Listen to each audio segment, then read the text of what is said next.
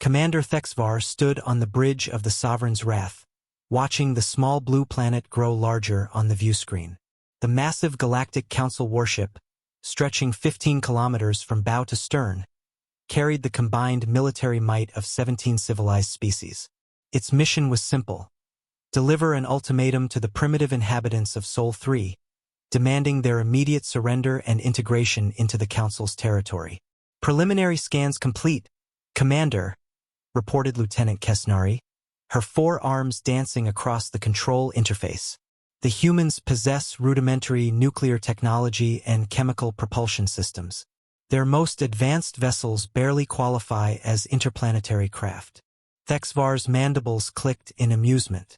The Council had faced this scenario countless times across the galaxy. Younger species always required gentle persuasion to join the galactic community. Earth would be no different. Open communication channels, he ordered. Transmit the standard integration protocols. The message broadcast across all human frequencies, translated into their primary languages. The terms were generous, as always: technological advancement, medical breakthroughs, and peaceful coexistence in exchange for planetary governance under Council authority. Most species accepted within hours. But the humans' response came swiftly and uniformly. No, Thexvar frowned. Elaborate diplomatic channels.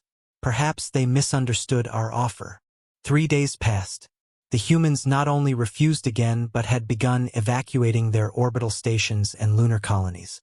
Stranger still, their military forces had pulled back from all forward positions, retreating to Earth's surface. Commander, Kesnari's voice carried an edge of concern. Long-range sensors are detecting unusual energy signatures from the planet's surface. Multiple points, scattered across all continents. Defensive installations? Thexvar asked. Unknown. The energy patterns don't match any known weapon systems in our database.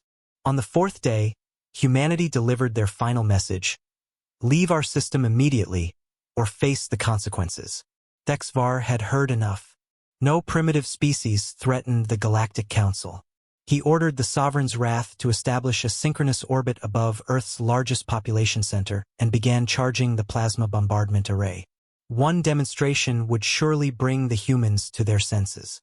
Energy spike detected, Kesnari shouted. Massive quantum fluctuation originating from the planet's surface. The viewscreen flashed brilliant white. When the glare faded, Thexvar saw something impossible. Where empty space had existed moments before, now hung a perfect sphere of absolute darkness. A miniature black hole, roughly 50 meters in diameter. Impossible, he whispered. No species achieves controlled gravitational manipulation before achieving faster-than-light travel. The sphere began moving toward them with deliberate precision. The Sovereign's Wrath's engines fired at maximum thrust, but the gravitational field was already affecting their trajectory.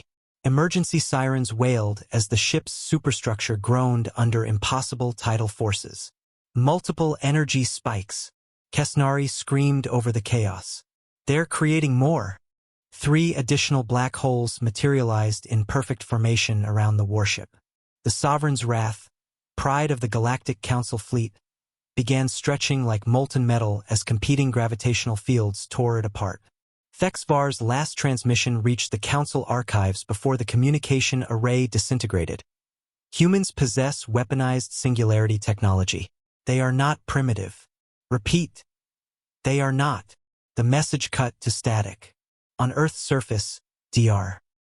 Rebecca Martinez stepped away from the quantum resonance chamber, exhaustion etched on her face. The experimental black hole generator had worked perfectly, but the energy cost had been enormous. 3 of the planet's fusion reactors had gone offline permanently. Status report, she called to her team. Clean annihilation confirmed, replied her colleague. No debris, no survivors. The gravitational lensing dispersed all matter beyond recovery. Martinez nodded grimly.